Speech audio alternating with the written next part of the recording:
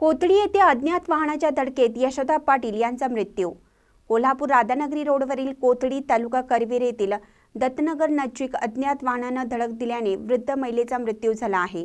यशोदा वसंत पाटील वय वर्ष 66 असं महिलेचं नाव असून अपघात बुधवारी रात्री 8 वाजता झाला आहे।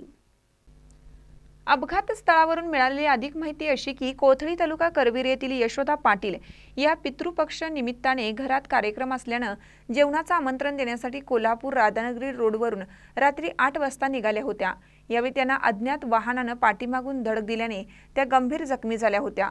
उपचारासाठी सीपीआर येथे दाखल केला असता डॉक्टरांनी मृत झाल्याचं सांगितलं। या संबंधीची फिर्याद मुलगा रवींद्र पाटील याने करवीर पोलिसात दिली आहे। करवीर पोलीस अज्ञात वाहनाचा शोध घेत आहेत। महानकर न्यूजसाठी तानाजी पोवार, कोथळी करवीर। ताज्या बातम्यांसाठी महानकरेला सबस्क्राइब करा आणि बेल आयकॉनला क्लिक करा।